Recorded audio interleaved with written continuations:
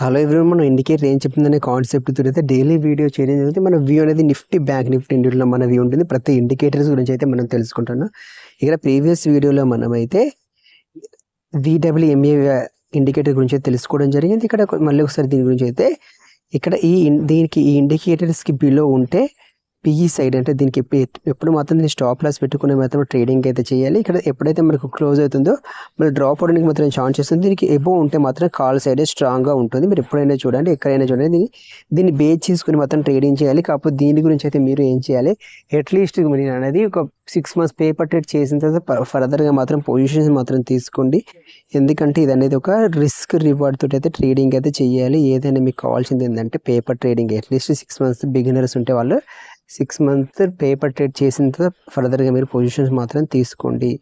Okay friends, దీన్ని అయితే మనం రిమూవ్ చేసి ఇక్కడ నెక్స్ట్ ఇండికేటర్ గురించి అయితే తెలుసుకుందాం. ప్రతి ఇండికేటర్ ఏం చెప్తుంది అనే కాన్సెప్ట్ తోటి అయితే మనమైతే వీడియోస్ అయితే చేస్తున్నాం. ఇక్కడ నెక్స్ట్ ఇండికేటర్ అయితే మనమైతే చూద్దాం. వర్టెక్స్ ఇండికేటర్స్ దీన్ని అయితే యాక్టివేట్ చేసి అయితే మనమైతే దీని యొక్క వ్యూ ఎలా ఉంటుంది అని చెప్పేసి మనమైతే దీంట్లో చూద్దాం. ఇక్కడ మీరు చూసుకున్నట్లయితే చూడండి, దీంతో నేనైతే యూజ్ అయితే లేదనుకుంటున్నాను. ఇది అంటే ఈ బ్లూ కలర్ పైన ఉంటే సి అంటే కాల్ స్ట్రాంగ్గా ఉంటుంది, ఇది కిందికి వస్తే పి స్ట్రాంగ్గా ఉంటుంది. ఈ రకంగా మాత్రం ఉంది. ఓకే, దీంతో అయితే మనకైతే యూజ్ అయితే లేదని అయితే ఎక్స్పెక్ట్ చేస్తున్నాను. ఇలాంటి వీడియోస్ అయితే దీని ఇండికేటర్స్ అయితే నేనైతే అవాయిడ్ చేస్తాను. అందుగురించి దీన్ని రిమూవ్ చేసి ఫర్దర్గా నెక్స్ట్ ఇండికేటర్ గురించి అయితే చూద్దాం. ఏదైతే బెస్ట్ ఇండికేటర్స్ వాటితోటి మనం ట్రేడింగ్ చేస్తాం కాబట్టి దీన్ని అయితే చేసి VWAP ఆటో యాంకర్డ్ అని చెప్పేసి దీన్ని అయితే యాక్టివేట్ చేయడం జరిగింది. దీంతో ఓకే, ఇక్కడ ఉంది చూసారా, ఇది అనేది బెస్ట్ ఇండికేటర్స్. దీని నుంచి అయితే మనమైతే చూసుకోవచ్చు. ఇది చూడండి, ఇది బెస్ట్ ఇండికేటర్స్ అని మనం దీంతో అయితే మనం సపోర్ట్ రెసిస్టెన్స్ దీని అయితే చూసుకొని ఇక్కడ వీళ్ళు VWAP ఆటో యాంకర్ దీన్ని అనేది ఇక్కడ డ్రాప్ అయింది చూసారా, ఇక్కడ డ్రాప్ అయింది చూసారా, దీనికి డ్రాప్ అయింది అంటే దీనికి స్టాప్ లాస్ పెట్టుకొని ఇప్పుడు ఇక్కడ 52,222 అంటే స్టాప్ లాస్ పెట్టుకొని అయితే మనమైతే పిఈ సైడ్ వల్ల అయితే ఒక ఎంట్రీ అయితే తీసుకోవచ్చు. ఇక్కడ ఆల్రెడీ మనకైతే బ్రేక్అవుట్ అనేది ఇచ్చేసింది. ఇక్కడ దీనికి టచ్ కాకుండా మాత్రం మనకైతే వచ్చింది కాబట్టి పిఈ అయితే స్ట్రాంగ్గా ఉంటుంది. మళ్ళీ డ్రాప్ అవుతుంది దానికి ఛాన్సెస్ ఉంది.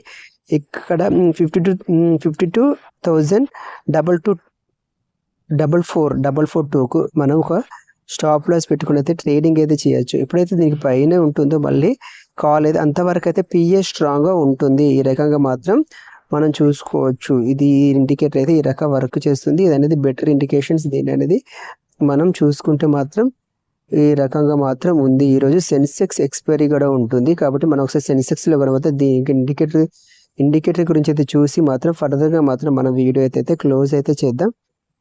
ఇప్పుడు ఈరోజు సెన్సెక్స్ ఎక్స్పైరీ అసలు నిఫ్టీలో కూడా చూద్దాం. నిఫ్టీలో ఏ రకంగా ఉంది, ఏది స్ట్రాంగ్ అని చెప్పేసి.